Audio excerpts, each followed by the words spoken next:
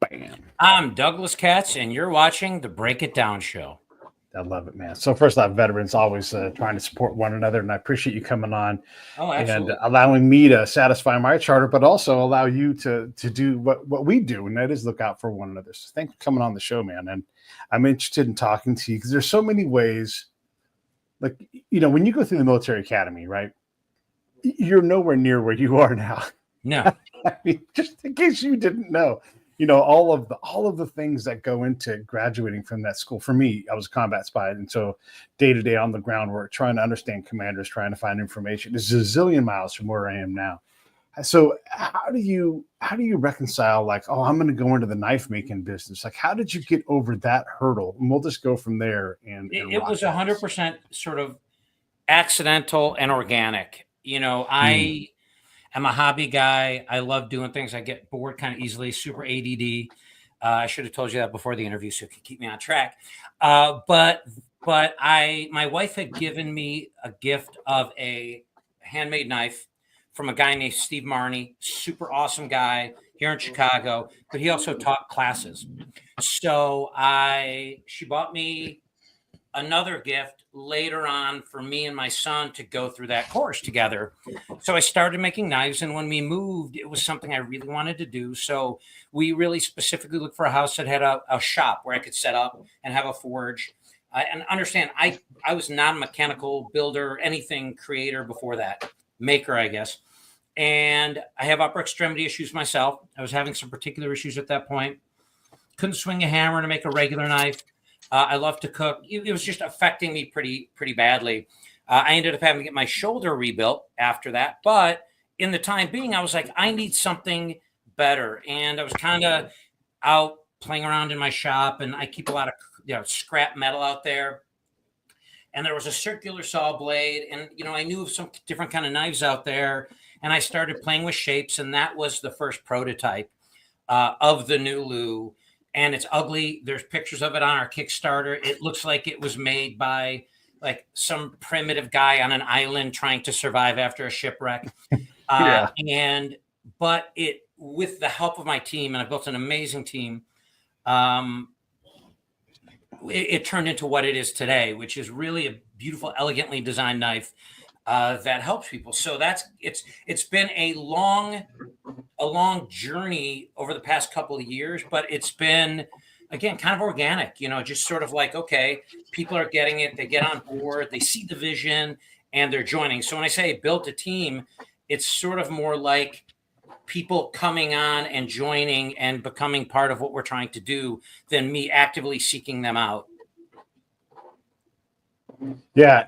So one of the things that we realize, as we go through these military experiences is, sure, knife making, I can sort that out. Sure, I can put 2,000 people on a ship. Sure, I can provision people indefinitely while they're all these things that we didn't know we knew how to do. We know how to do. And then when you apply these skills to something like being an entrepreneur, I'm sure you didn't go through any entrepreneur classes when you're going through your military training, but you end up going. I would argue, and I don't mean let me hear it. I would argue that the military is entrepreneur training, and that a lot of people who have been through that experience undervalue that, right? Like, people gravitate to. Well, and I think we agree on this. I mean, because where I was going is I do know how to build a team.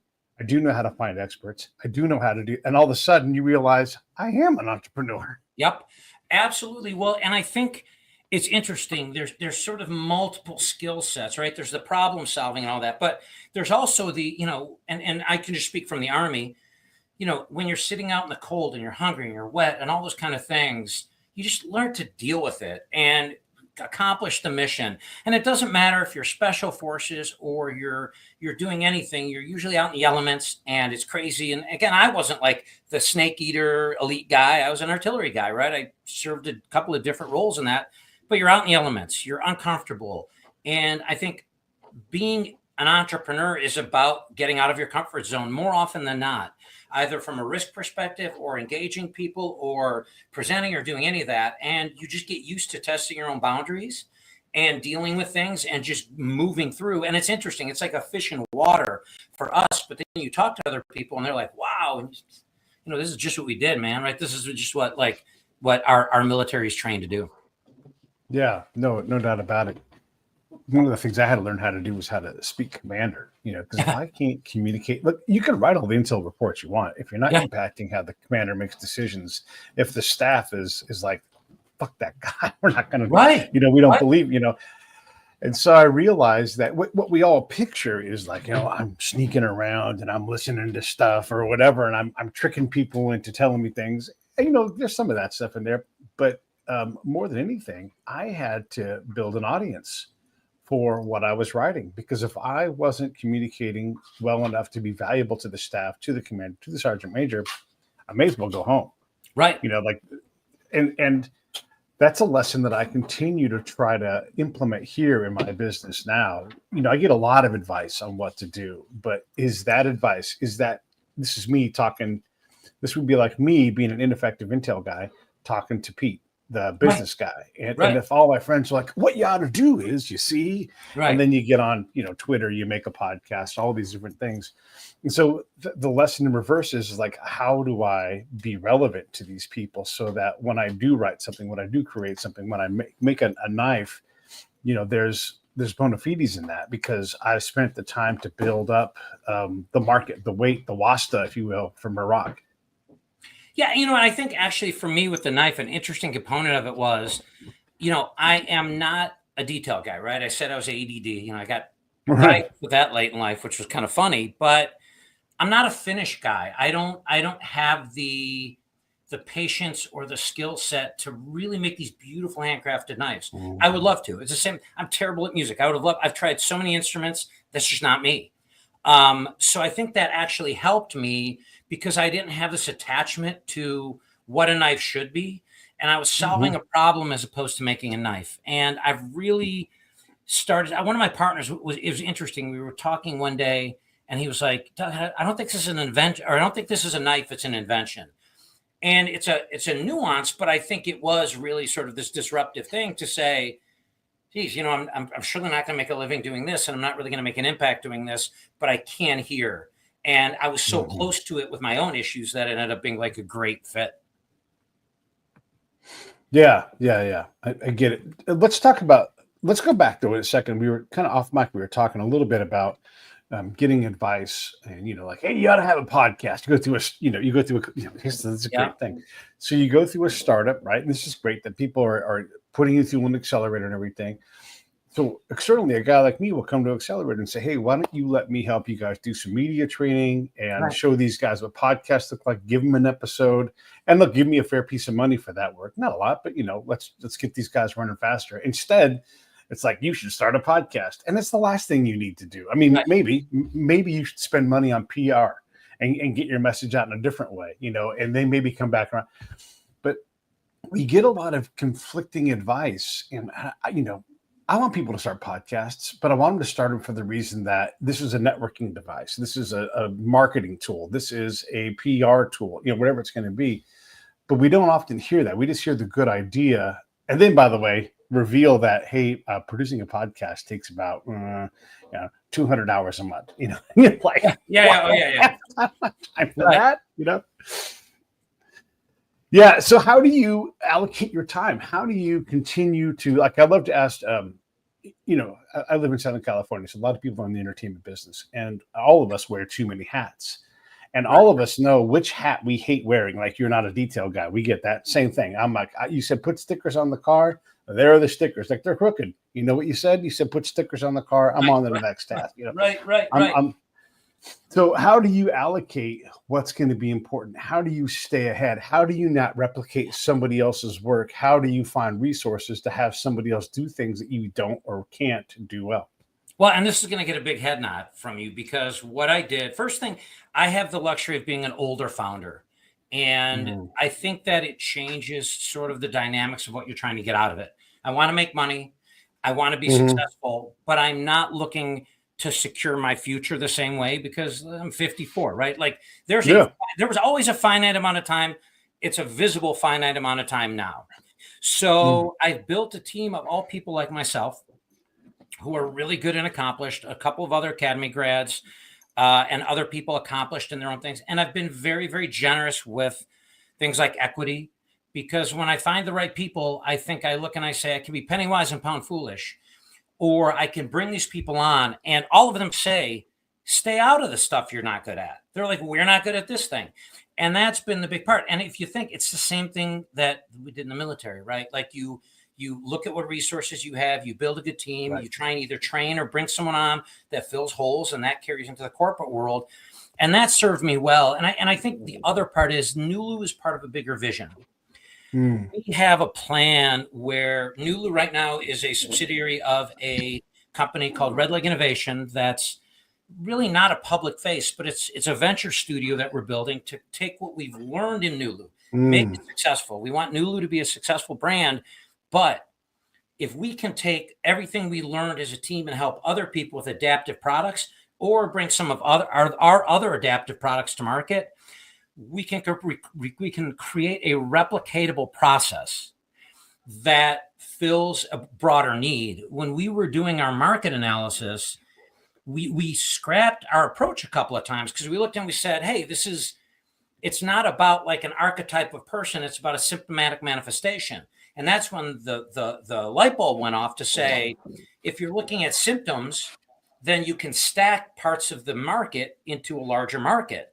Well, if we can do that repeatedly, and if we can become thought leaders on creating elegantly designed, useful, adaptive products, then that's where the long-term value is. And that could be in 5 years. We have a large uphill with NULU, just getting to where it'll be profitable. But I think every time it'll get shorter. It's not unlike any other technology, but it's a consumer product, which is always like a tougher thing. Getting funded in this day and age is difficult if you're something like what we're doing. But I think if we can broaden where the value is, hopefully we can attract more investors to the space, because there's a need. And when we approached the market differently and said, you're not designing for disability. If you look at a symptomatic profile and then chart it over a lifespan, we're all disabled when we're younger, and we're going to be disabled when we're older. And this is a military thinking, right? And I never thought of it until actually just now. Military is task condition standards, right? That's how you evaluate something. So if you're looking whether you're able or not able, it's that task condition and standards. But many people will say, well, I'm not disabled, but I wear knee braces. Guess what? You're wearing those for some reason. So by doing that, we think we can attract even more to that market and create a different view of ability and disability, where it's a scale as opposed to a binary approach. And with that, hopefully adaptive becomes what we're all doing. Like, adaptive just means smart, but our egos get in the way. I'm not going to use it. It doesn't a knife, right? There's a guy on TikTok right now who I'm having a conversation with who is talking about, I murdered a Kiwi in a video, and it was overripe, but and he was very, very attached to like the shape of a knife. He said, I've been cutting fruit for this long, and it's the wrong thing, but he's never used our tool, right? So that's where people look and they're like, it looks different. It's different. I'm giving up something by doing it, as opposed to accepting that even when we're in our best health, if you hurt your arm, you're disabled for a certain amount of time. But because it's temporary, people don't give it the thought that they should. Yeah. And there's zero people in line waiting. Man, I hope someone comes to me with a semi-hemispherical shaped knife today. Boy, that'd be great. Right. And it's just, and the ULU is out there, and it's interesting, right? There's the knife people who go, it doesn't look like a knife. And I'm like, well, the last time I had to stab somebody in the kitchen is never. So why do you need a linear knife? Other people look and they say, well, it looks like an ULU, right? A lot of military guys been in Alaska, but there are inherent differences. And that's been, I think, one of our big challenges is communicating. Yeah. People understand the why. They're like, okay, I get it. Like, people have upper extremity issues. They just look and they go, wow, that looks like, some Klingon cooking weapon or something. Right. Yeah. There is the whole ego thing, right? It gets in the way of a lot of who we are, what we do. I've got hearing aids. I'm wearing one contact. I got mine right in right now. Right. And my contact lens thing is because I think this eye, I need to get my lens swapped out because I see great through it. All of a sudden, my eye got better about 8 months ago. But then I realized I have this, I have some kind of blockage here, whether it's, I can't diagnose this myself, Right. right? But maybe it's a cataract. And so I went to the doctor, the VA, and they're like, hey, maybe you've got a tumor in there. And I'm like, tumor? How did you start a tumor? Like, well, your vision got better. I'm like, but I also can't see out of the eye because Right. it's like a smear on it. They're like, well, maybe you have a cataract. Right. Right. So I'm adapting right now, but it's peak adaptation because it takes a while to get all of my things lined up. But if they came out with a pair of glasses or whatever it is, that would help me to see in the settings, different settings. And if it was a matter of getting a brand new lens on my eyeball, boy, that's an adaptation. And so you just got to get over like the vanity part of hearing aids. Who cares, right? Like I got the Bluetooth ones. I love it. I do. Yeah, It's me too. awesome. I think, yeah. And so we are part cyborg now, right? Me That- and you I know, am a and cyborg. I think and we made a very conscious effort to focus on the needs based part. We have sort of an adaptive, assistive, adjacent approach to how we design product. Hmm. Adaptive first because they get it, right? We've been working and engaging with adaptive offices around the country. Each state has one. They're really amazing resource, but they look and they're like, totally get it. We want to evaluate it. Because they're gaining something. If you have a need, Right. you're gaining with an adaptive product. If you can still do a job with a little bit of discomfort and then you Mm. move to an adaptive thing, you feel like you're losing something. And I think there's this inflection point where the juice is worth the squeeze to get the adaptive product. But Mm. one thing that we're really trying to communicate with people, if you go to talk to an orthopedic surgeon or a physical therapist, they love people who work in the kitchen, butchers and stuff like that, because they see a lot of them because over time, repetitive stress injuries. Yeah. So we've got a sort of secondary approach that says, hey, Mhm. if it helps someone who needs it, guess what? The people who need it probably need it because of repetitive stress injuries, things like that. Right. I mean, there are other Right. conditions, but the most prominent are, arthritis, carpal tunnel, all that. Well, with that, if people can come to accept, hey, I'm not losing something. I'm not aging without a fight, right? Like I think that's Mm. where they say, okay, when I give up a knife that looks like a knife, I might as well get a walker, right? And you get this thing, and it's interesting because my wife and I have had and I'll say it's opportunity to be caretakers. My dad lived with us for several years here. Her dad lived with us for a while. He's currently in the hospital, but he might end up back here. And you look at these old guys who don't want to use a walker, for instance, right? Yeah. Yeah. And you go, well, wait a minute, like, is a fall better? And some people will wait until they have a fall because they feel somehow the walker saps their independence and who they are, as opposed to keeping their independence. Yeah. So it's really been, when you talk about advice from all kinds of places, and I was for part of my time as an artillery guy. Artillery is the only branch that has their own intel guys. So I was the intel officer for a while, and I think the one thing I did learn from that is, you've got information out there, and you can either help validate or not what you've got, right, in your mind as the way to go. And I think what I'm starting to really learn on the entrepreneurial side is advice is information, and and you'll totally get this, is there are more and more times where I'm talking to people who are giving me advice and I'm thinking to myself, you don't really understand at all what we're like, oh, you should do this. And you're like, no, that's completely counter. But that's where you look and you say, what they're telling me is they don't get it. Right. So the Yeah. conversation could change. And it's well, why do you think that's a better way to do it? As opposed to going, you're wrong. Right. And I think that's the other nice part about age, right? Like, I think when you get into your 50s, especially, it's not about ego anymore. It's not about, right. I don't care if I'm right. I don't even care anymore. Well, I was talking to my team one day, and my designer, their chief design officer, goes, he said something like, how do you feel about how much it's changed and how everybody's now part of where this is going and you're not the person in control anymore? And I said, I ceased to be that person when people joined this organization. And I Yeah. think when you can let all that go and your ego disappears, getting advice is a lot easier because it's all well-intentioned good advice. It's Yeah. just not always helpful in the journey. Yeah. You know, you're right. I resonate with a lot of that. And one of the things, my friends are desperate to help me and they don't understand. Why don't you have a million followers? Well, because people like Jason Bateman exist and they are huge celebrities and they also have shows. And so we all get into the arena and I've got to find my own way to do this. And so when they tell me what I ought to do is, and I appreciate all that stuff. And a lot of times I do it or I have done it. I have tried that thing. But when push and shove come together, I'll look at them and I'll say, "Do you want to help me? You want to see me succeed? You see me working hard? Well, then go to my PayPal and put $5 in a month." Yep.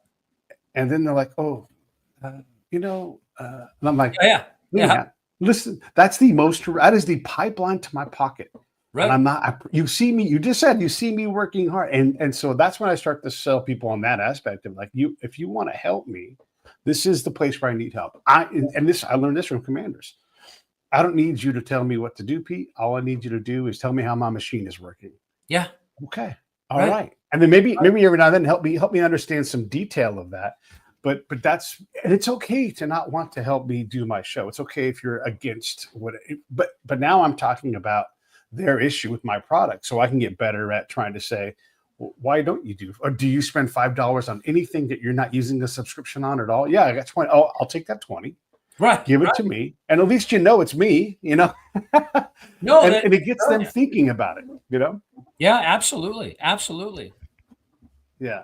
So when someone wants to buy a NULU knife and they're not sure how to do it, even if they aren't sure they even want to buy it, but your job is to go, yeah, why don't you buy one? Like, what's your pitch? How do you get them to I'm get a off the visual fence? guy. It's a visual product. You have to see it in action. The number of people, it's funny because sometimes the advice is good, right? People, you should get on Shark Tank. You should get on Home Shopping Network. I'm like, great, introduce me to somebody. Yeah. But it is a cool product because there's so many different ways you can use it. It's hard because the paradigm of thousands of years of how you use a knife is in people's brain. And the funny thing about it, frankly, is that most people don't even use a knife correctly based on culinary use, me being one of them. I had a chef come over one day. He was trying it out and he showed me a regular knife and he goes, "You're using it wrong." I said, "I'm holding it by the handle." Because chefs don't hold it by the handle unless they're cleaving. You hold it here like in a pinch grip. And I'm like, "Then what's the handle for?" He said, "Balance." I'm like, this is why the NULU exists. So I think it's visual. I am launching my own YouTube channel. My daughter's helping me with it. I've embraced a little bit generationally how these kids consume. I think the election taught, whatever side, where people are going, where they consume media. And as a result, I felt I was missing some things. So I'm really trying to push into the visual social media platforms, and especially YouTube, because I found out it's the largest streaming platform. You think Netflix, it's like 10% of the market is YouTube, but people go to YouTube for long form demonstration type videos, which lends itself real well. So I think right now it's going to be getting to where we sort of get some inertia there. We should have product in spring, February, March timeframe. The tariff stuff has thrown a little monkey wrench into sort of our timing, not necessarily what the ending, but it'll be when it's out there in the kitchens and everything around the country. We're hoping that people will send us about how they're using it. My daughter had never used it, and she was home, and we're launching some videos in the next week when we were cooking together. And she used it a way I had never seen. And I was like, wow, like that is cool. And that's where we're sort of coming up with sort of more of a vibe and a culture around it where, how do you NULU, or the knife that adapts to you, in that there is no right way to do it. We sometimes look at it like when you buy an exercise machine and they give you that poster that you'll never look like, right? Like, or that I'll never look like with the, tough guy. But it shows basic exercises and safety. Like the really important things, like don't put your fingers where the weights go and all that. But hey, here's basic things you can do: chest, shoulder, blah, blah, blah. But like I've got one of those total gyms, right? And I'm like, oh, this is kind of like the NULU in that I can do whatever I want on this because it's really open-ended. Yeah. That's really what we want to bring to this. And we want people to show us how they use it. And better yet, tell us what improvements that we can make in future versions or future releases, because it really is conceptually, it doesn't end with this knife. And we've got a nice roadmap down the way to do that as well. I love it. I love it. I'm ambidextrous, right? And so a lot of knives, it doesn't seem like it, are handed. And you Yes. would think, no, this knife isn't handed, and it looks exactly the same. But the way it functions, you have to do something to adapt to that knife. Yes. And so it's not all knives, but there's a lot of knives because I'll grab it, and I don't know what hand I'm going to grab something with. My hand just grabs it, and then I'm like, oh, and it's always left-handed. I'm like, oh, this knife isn't left-handed. It's Right. the craziest thing. Yes. No, I mean, yeah. weight and things really make a difference. And it's funny when you say you're ambidextrous, because I always used to use my mouse in my left hand and do stuff with my left hand. My family would be like, why are you doing that? And I was like, hey, you never know when you might have to use your other arm. And oddly enough, right, I was out for, a long time after shoulder reconstruction. So you're lucky to be ambidextrous. Yeah. Well, so let's go back to that. I had my ankle rebuilt this past February, and then it got an infection in April. And oh my gosh, that was awful. But I had to stage up my adaptation. So first we started with crutches, and I'm like, oh my gosh, crutching is hard. I'm already exhausted because my body's trying to heal my leg. It's a pretty significant surgery. And so I'm like, there's no way I can crutch anywhere. I'm just going to lay in bed. And then I got a knee scooter. And then I was like, oh my gosh, thank goodness for that, because that thing was great. And then all of a sudden I'm like, this is awful. Like it also exhausts me because I'm going further, but I'm still using all my energy up, and it was wrecking my knee. The knee you rest on, it's just so much pressure. So then they can do that one next. Yeah, right, exactly. And so that thing became cumbersome, and I was desperate to get to the next level, which was the boot.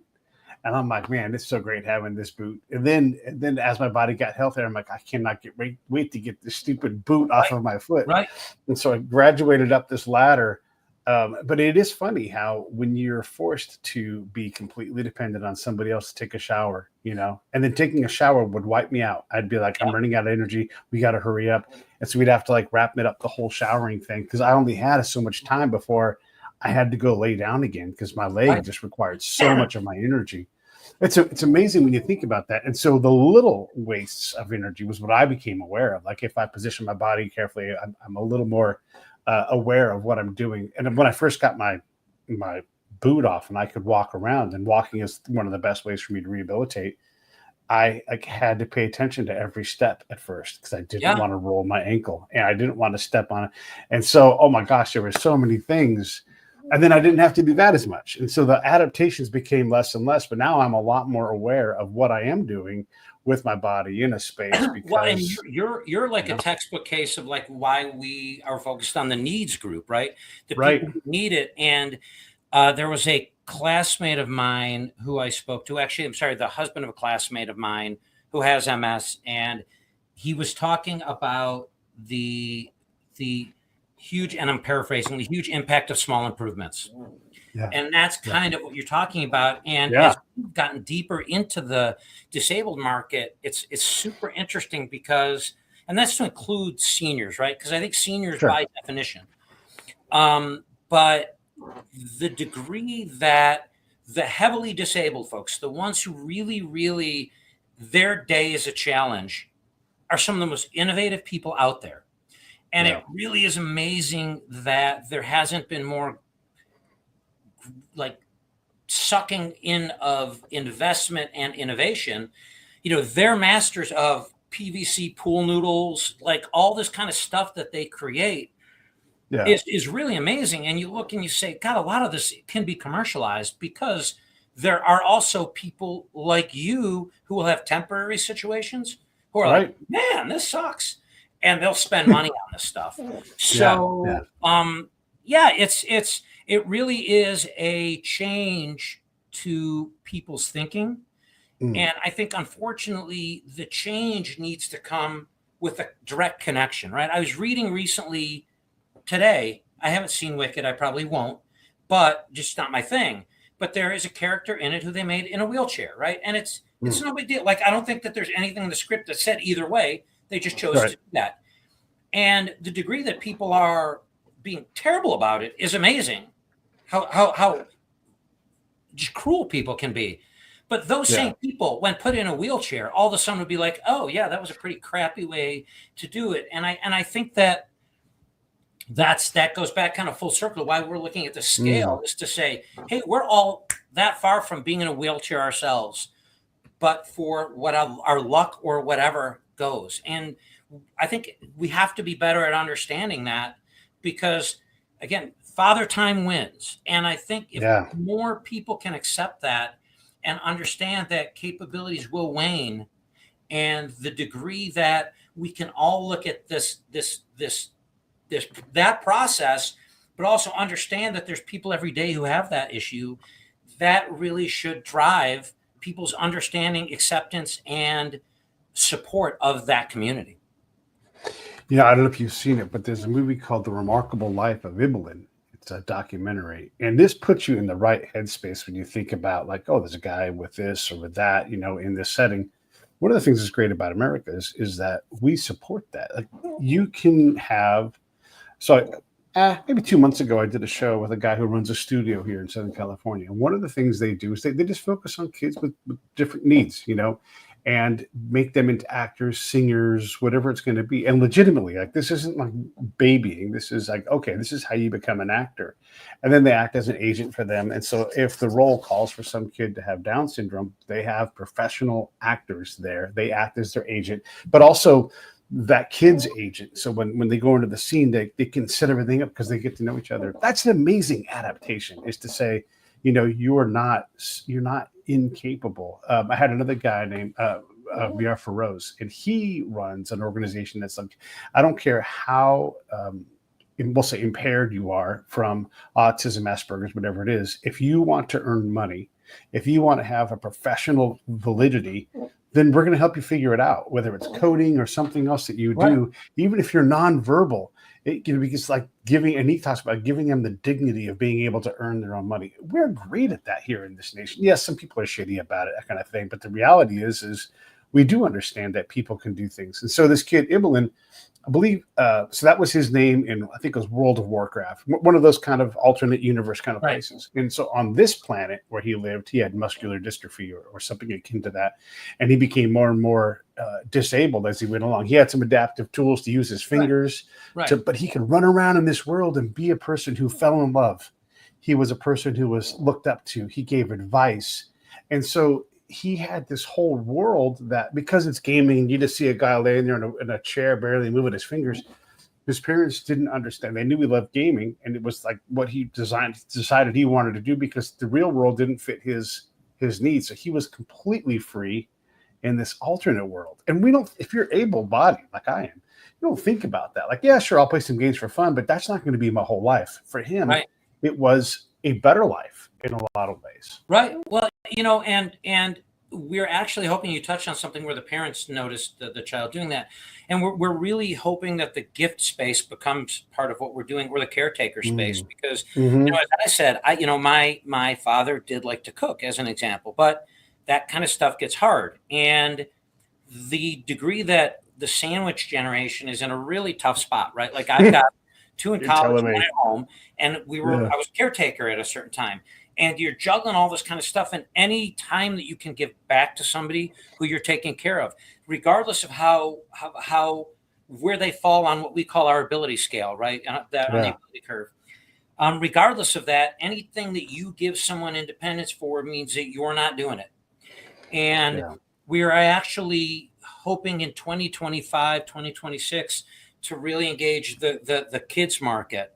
I was fortunate enough to be at a Chamber of Commerce event recently with folks from Gigi's Playhouse, great organization helping kids with Down syndrome. And they were like, this is amazing for the kind of kids we help. And I hadn't really thought of that as much when we were launching. They're in our list of the adaptive things, but I should have realized, because the parents of kids with these issues really do look at it and want their children to be so independent as they can get. So we are hoping that if it's not the adoption of the user, it's the adoption of someone who loves them and really wants them to have their best life. And crazily enough, like when I've had a couple of times, I've set up a table where we're showing off the prototypes. You'll have people walk up, and it is sandwich generation. People, they're like, oh, you know what? I'm going to buy one for my mom and one for myself too, because I'm starting to get up there in age. So that was really our original market, was like 50 plus, sandwich generation, sort of the downslope of the ability curve where, you're leaving the mortal coil within, 30 decades. Right. Yeah. I'm gonna I'm put a sorry, link 30 to years, the 3 decades. whatever, however many. Hey, you never know nowadays. Yeah. The Jarvik 27 heart. The Oh newer one. yeah, absolutely. Yeah, the Jarvik 7 is one I'm talking about, like future, that and the iterate to the newer one. I'm going to put the link for the episode with Feroz VR in there, because that, anybody who's got neurodiversity in their family, to understand that there's someone out there. It's like, hey, let's get your kid making real money. And some of these guys, their obvious inability, much like Ibelin, becomes an ability in a given setting. And so the ability to hyper focus, or an incredible memory that's developed over years because of some other incapacity. Wow. So Well, even there's that even episode down there. and in our space, it's even just the desire to do simple tasks, right? Like Yeah, sure. Yeah. Yeah. that there's a lot of grandiose stuff that's out there, and it's true. But sometimes it's just this one person who says, "I would like to be able to cook a meal for myself," and you Yeah. look and you're like, God, that's Maslow's, right? Maslow's hierarchy: Mm-hmm. shelter, Yeah. heat, and you take for granted. Anytime someone out there who is high up on our ability scale, right, like a 9 or a 10, is ordering food, imagine Mm-hmm. if that's all you could do.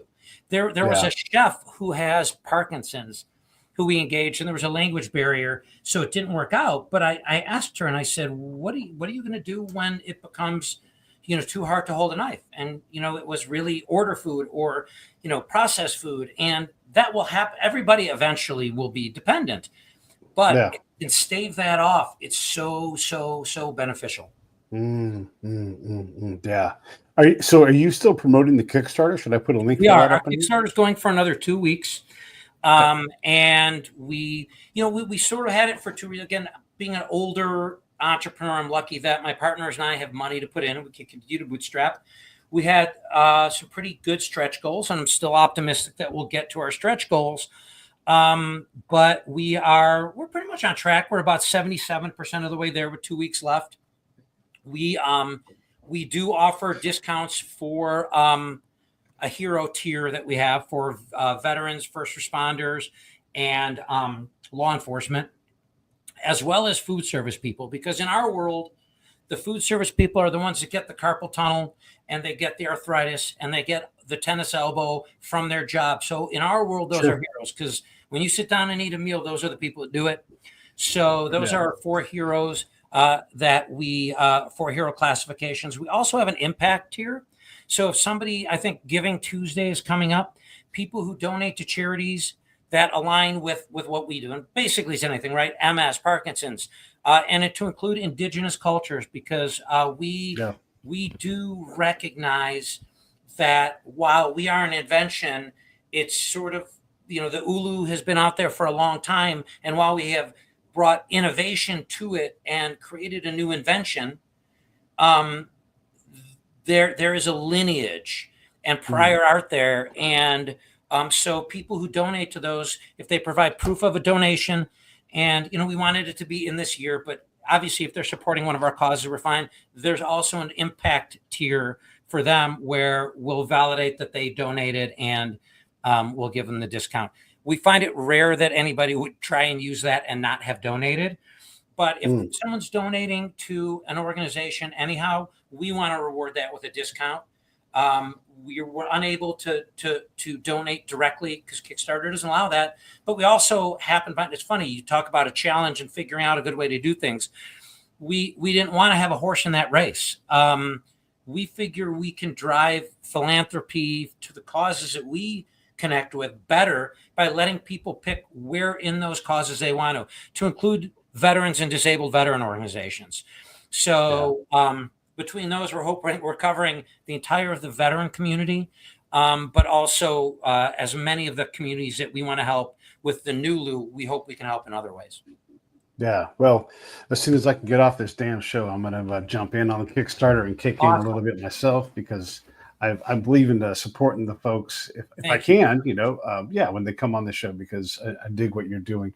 Looking at the video, I see that like you can not only rock the thing, right? And I guess I could probably grab a video or something, but Yeah. you also can kind of use it like a smash knife or something. Yeah, you can basically the only thing you can't do, like it's not a bread knife. Anything that's going to be, so if you were holding it, I've got one. Can I go grab a plastic one? Yeah, you want you to go grab Let one, me and go I'll do grab my one. job over here. Hey, everybody, this is Pete from the Break It Down Show. Here's the best way to support the show. Go to Break It Down Show. And the best way is to click on PayPal and then just do a little donation each month. $5, Sorry about $10 that. goes a long way. Yeah, no worries. I'm doing my commercial. There you go. Pitching people. So these That's were how you some of support the show. These were some of the early 3D printed prototypes. And the cool thing, I got to call out my chief design officer again, because this was all built. We just got our first production blade from the manufacturer. The rest of this was done in my garage and at his house with a 3D printer. And I bring it to things and people are like, God, where did you have it made? I'm like, 70 Bluff Road in Trout Valley. Because, that's so, this is an older one. It's there's some changes to it, but you really couldn't cut bread, right? Because your knuckles are going to get in the way. And it would be hard to carve meat, but we figured this over Thanksgiving. A lot of times it's recommended that you remove the breast and then cut it on a cutting board anyhow. So really the only limitation is the distance here. And it's it's not great for certain pairing and things like that. But really there's a couple main grips, right? So there's this grip, which we call the main grip, where you can cut forward, you can cut back, you can chop, and you can use a hammer. We call this the hammer grip. It's just a variation. But you can see most of it is and I'm sitting in a weird way, but it's a very natural, linear thing with your body. And this is the control area and the cutting area. But then you can turn it, you can cleave. And there is, if people go to my social media, I went to cleave a thigh from the, what was it? I think it was the thigh from the leg on the turkey. And I cleaved through that and the cutting board. So the force that is transferred versus, you get a cleaver, but it was like a straight punch down and it split the cutting board. So for someone who's got issues, so you can cleave and then you can cut this way, you can cut this way, and then you can precision cut. And what I'm actually learning are these edges are really good for starting a cut and then finishing it. So really, there is no right way, right? When I was talking about how do you have like a poster or something? Or do we define, like when I said we'd have like a poster of the different ways you can hold it, those are just the ways I do it. Other people are going to have other ways. And we're actually adding an aperture here, aperture, is that right? Here for things like accessories. It'll be able to, you can hang it to avoid contamination. And we have on the Kickstarter and also on our social, the sheath is going to be amazing. It's going to click into there. So really a useful tool, but so many different ways that you can use it. Again, there are a couple really specialized knives that we're just never going to replace. But a very specialized knife for most people in the kitchen, I would challenge to find out who actually owns those really specialized knives, where this probably replaces 4 or 5 knives in your kitchen already and probably does it better. So at that point, having a couple of specialized knives isn't too much of a big deal. How is it on sharpening and staying sharp? You know what? It is not bad. I use just a pull-through sharpener. We're going with a pretty slim blade, a pretty slim piece of metal, and the pull-through sharpeners have gotten pretty good. So you gotta pull it through here. Actually, there's a video on YouTube that I did of sharpening it with just an Amazon 3-stage pull-through sharpener that I think that's the one where I murdered the kiwi. So people can comment on that, but not hard to sharpen. Yeah. And again, a lot safer too, even to sharpen, because you're not, anytime you've got something extended, there's ways that you can go where it's sort of lack control and you can really pull it through. So it's, we're not trying to create something that creates a maintenance nightmare for people. It would be hard with a whetstone. I think sharpening it that way would be difficult, but sharpening any knife with a whetstone it's a job. It's a labor of love. It's a labor of love if you like those kind of things. For sure. So everybody, if you're watching, if you go down to the in the comments, you see the link down below. Just go to Kickstarter, type in NULU Lives Knives. You're going to find it. You guys know how to do these things. When We're the I only one. eat a key, yeah, you're the only one, right? So when I eat a kiwi, I just monkey bite it. I Yeah. don't need a knife. I just eat the whole damn thing. I like But that. yeah, you know, yeah, I was going to ask you when you are looking at the way forward, like we all have a butcher block full of knives in our Right. kitchen. That's very common. Is there a NULU family of knives then Yes, to come out? absolutely. Okay. We have a sport that's we have a sport and a youth one on our roadmap today. And we're going to keep developing. The really cool thing about it is, without going into kind of what's under the hood, the way that this is constructed, and the reason that, because the force transfer is so pure, right? If you think of this as the center of a circle where you're gripping it, and these as radii along an arc, the handle doesn't feel the stress that a normal handle would. So on our roadmap, but yet undefined what improvements there will be, are specialized handles for different types of people who have different needs, right? You've got the confluence of different symptomatic issues where there's similarities, but there's also differences, right? Like I have a video on my YouTube where I'm testing out a machete, and I cut a piece of wood in half. My kids loved it. But I can do rough things like that, right? Because it's more my core, and my arm is at the mercy of my core. But when I do detailed things, that's where the arthritis and all the other stuff kicks in. Well, my issue could be grip. Someone else's could be tremors or things like that. So we've got all different handle thought in terms of where, like, is it something where it's easier to hold on to and to grip more securely? So that's part of the roadmap, where there will be either a swappable handle or other knives that have the capabilities of further helping individuals, and then all the accessories. I think that I have an apron that I have put together that's sort of an adaptive apron. It's got some Velcro and stuff on it. And I'm now kind of looking and saying, well, is sort of NULU an experiential thing beyond the knife too, right? Where it's all about, if you have an issue, right? I have bad knees and stuff. I don't love to move around the kitchen to go get other stuff. Well, great. If everything's right here, then I have it. So really looking at other ways to make the kitchen adaptive. Yeah, no, that's great. I love hearing that. I'm thinking about other chefs that I've had on the show, and getting their thoughts about it.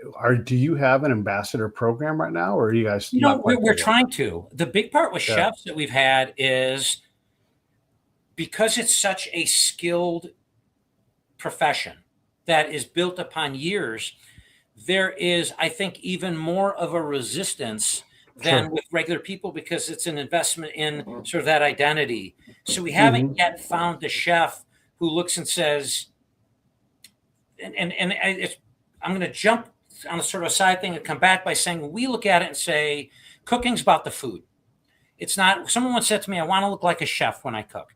Well, why do you want to look like a chef? No one cares. Like, that's about ego, the food, and sitting around and sharing stories and laughter and fun. Sure. That's the part that is what we think is what needs to stay in the kitchen for people who have issues, or be brought into the kitchen for people who've never had that capability.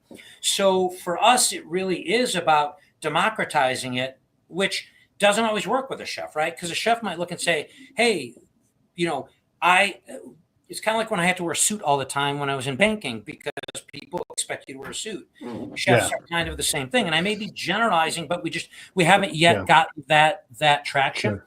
I will say that we are always on the lookout. So if there are any chefs out there, we do have an evaluation program, and we are looking for ambassadors. We're also looking for ambassadors in the OT-PT space. That's a huge part, because they, I think, represent this this trusted advisor for people with those issues. And we had one. Unfortunately, she became ill, so she's not with us. But she's alive. She's not with the company. But we're always looking for more ambassadors, and then people in those communities that can use it, especially influencers in the culinary space who have disabilities. We would love to connect with you and get you an evaluation model and hopefully collaborate. Yeah. Well, I got a couple of people I'm thinking of. I don't know if you know Magdog Maggart. He was in the military a couple of different ways. Most notably, he was the guy that pulled over one day and ended up changing Colin Powell's tire. No kidding. And no, I don't know him. Yeah, and he developed an infection in his leg, and so when he got out, he's an amputee, but he's a chef, and so he might be a fun guy to have on, and it's on brand because of the man. Listen, if you can make any introductions, that's the other thing. The advice is great from people, but the degree that I get introduced to other people, it really is amazing. And again, everybody really seems generous. I think I've got a little bit of the halo effect with the company in that it just we're doing something that everybody can get behind. Right. There's no politics in it. It's sort of a universal good to want people to be independent and own their health and well-being and diet and nutrition. Like nobody looks and says, God, I can't believe you're doing that. Just nobody necessarily wants to write a check. And that's the hard part. Yeah, for sure. Well, it's a lot of fun talking about this, and I love seeing other entrepreneurs, especially military entrepreneurs, doing things, adaptive things. And you're right, sandwich generation's fully in bloom. And one of the things you do see is you worry about your most seasoned people in your family. And you see them cooking and leaning on things, and you're like, oh my gosh, we have got to get these knives out of your hands, because it is harder to control. If your hand is shaking when you're drinking coffee, but you can get coffee into your mouth, that's fine, right? But if your hand is shaking and you've got a butcher knife or a chef's knife, it becomes a little bit more dangerous. And that thing looks like that's a lot easier to hold. And safety is a huge part of it. So you'll see, again, these are two different prototyps. But if you look at this one, tip, and this one, we changed it. So it's a clip front, in that there's no tip on it, which makes it safer, right? Because if you drop a knife or something, right, you can go through your foot or something. With this, there's no chance of stabbing yourself. So we're really big on the safety part of it too, because it should be something that's safe. You shouldn't be like watching your elder family members, like, where you're going to have to go to the emergency room, right? So we've really taken on safety. One of the ones that came out of nowhere, we were talking to an adaptive office, and they were like, have you thought about vision impaired? And I was like, vision impaired? Like, no, we're not putting a knife in the hand of someone who's vision impaired. And their answer was like, why not? They have to cook too, but because of control, exactly where you're cutting, and there's no wrist play. They said this would be amazing for the vision impaired. So safety's become a big part of it, and that's going to become something huge when we pivot to the kids market. That'll be a huge part of it, because we have gotten people who say, again, why would you put the knife in the hands of a kid? We say, well, because eventually you're going to have to. If we can bring that down to where they're becoming more part and more in tune with their diet earlier, this is what we need when you've got the number of obese kids in our country today. The degree that they can own cooking and not eating processed food is going to be what happens. And our long-term hope is, if we can capture the sandwich generation and older, and then catch the kids younger, right? Because a lot of the sandwich generation are going to be grandparents maybe of these kids, or maybe even parents in some cases. We've just got that middle section. And that middle section, we're hoping, as these kids get older, then we can really redefine how cutting is done.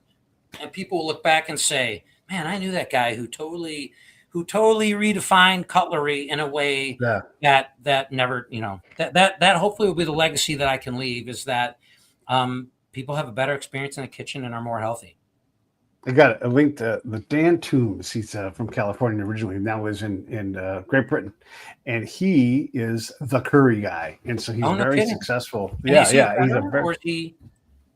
No, I don't think he's a veteran. It's possible that he is, but he, he's just a guy that I met because my people from California are like, oh my gosh, my cousin is the curry guy, and these guys on the chef show, Yeah, and so just in general, I'm always trying to direct people to other people that are doing great things. And he's got wonderful cookbooks and a wonderful show, and he makes Indian food completely accessible. So another guy that I'd love to introduce you to. That we're trying to, when you say ambassadors and strategic partnerships, we are actually trying to find a good potential AI partner because, I'm not a fine chef. I'm not a recipe book kind of guy, but I can look in my pantry and go, man, this stuff would be good together.